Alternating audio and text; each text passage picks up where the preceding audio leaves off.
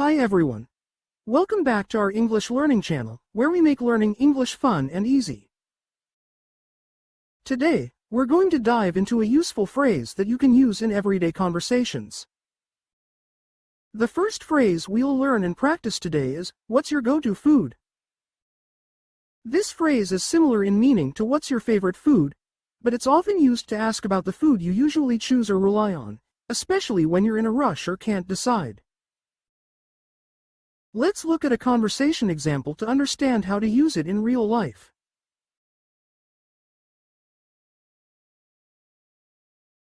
What's your go-to food when you're too tired to cook?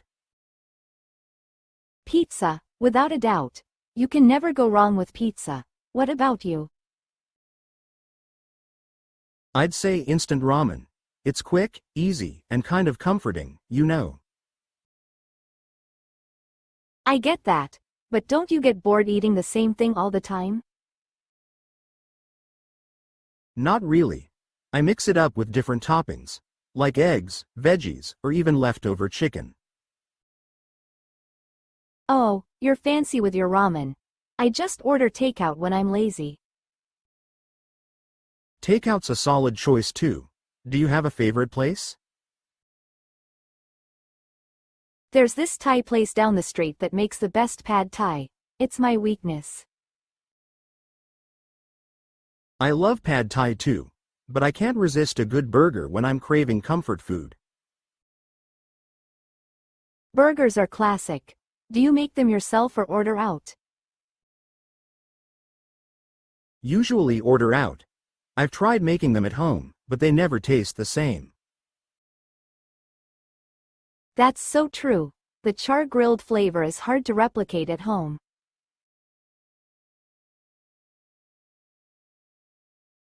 The next phrase we will practice and understand is "I don't recall." I don't recall means I don't remember or I cannot recall something clearly. Let's look at the following conversation to understand the context in which this phrase is used. I don't recall seeing you at the meeting yesterday. Were you there? No, I wasn't. I had another appointment that ran longer than expected. Ah, that explains it. We covered some important updates about the new project. Really? I'll have to catch up. Can you fill me in on the main points? Sure. We discussed the timeline adjustments and some budget changes. Budget changes? Were they major? Not too major, but enough to impact our planning process. Got it. Did they decide who's leading the next phase of the project? Yes, Alex will be taking the lead. He seemed pretty confident about it. That's good to hear. He's always been great at managing things. True, but he's also going to need more support this time. I see. Should I reach out to him to offer help? That might be a good idea. He mentioned needing extra hands for data analysis. Perfect. That's right up my alley. I'll send him an email today. Great. By the way, do you remember if we finalized the vendor selection? I don't think so. I believe they were still comparing options. Okay, I'll double check. It's been a bit chaotic lately, hasn't it? Totally. There's so much happening at once. Let's make sure we're fully prepared for the next meeting then. Absolutely. I'll review the notes and touch base with Alex beforehand.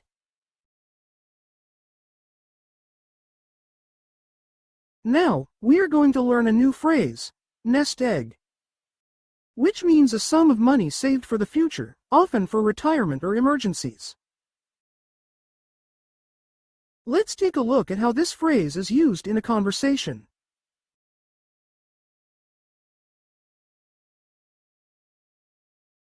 I'm so glad I've been building up a small nest egg over the years.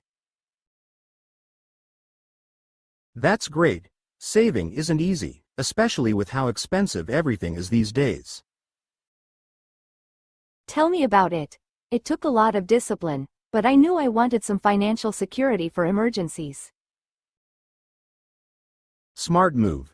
I wish I'd started saving earlier. I always thought I had time, but now I'm playing catch up. It's never too late to start, Jake. Even small contributions add up over time. That's what I keep hearing. Did you use any specific strategy for saving? I started with automating a small percentage of my income into a high-interest savings account. That's a solid idea. I guess it makes it easier when you don't have to think about it. Exactly. Plus, I made sure not to dip into it unless it was absolutely necessary. I think that's the hardest part for me. Every time I save a little, something tempting comes up. I get that, but I kept reminding myself of my bigger goals, like traveling and retirement. Retirement feels so far away though. How do you stay motivated to save for it?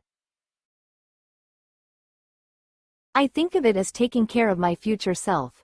I don't want to stress about money later on. That's a good mindset. Did you also invest your nest egg, or just save it? A little of both. I started with savings, then gradually moved some into low-risk investments. That sounds like a balanced approach. Did you work with a financial advisor? Not at first. I read a lot of articles and watched videos online. Later, I consulted a professional. That's probably what I need to do. I'm clueless about investing. It's not as intimidating as it seems. Start small, and you'll learn along the way. Thanks for the advice, Emma. I'm definitely going to start building my nest egg now.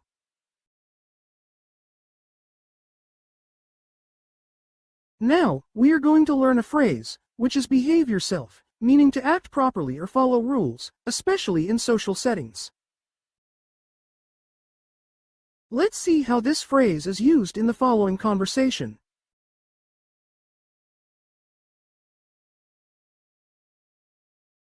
Jason, we're going to Aunt Clara's house for dinner tonight.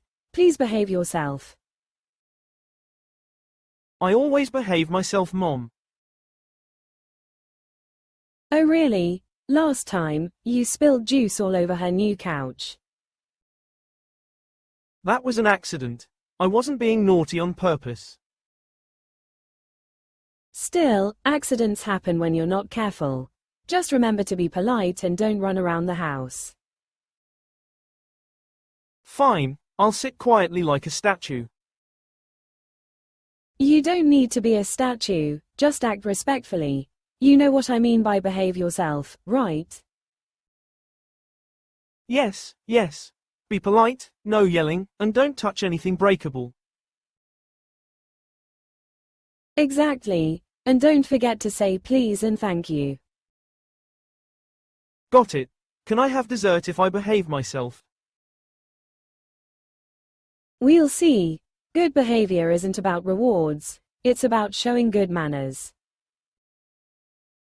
Alright, I'll be on my best behavior. I'm glad to hear that. Now go get ready, and remember, behave yourself. I will, Mom. You'll see.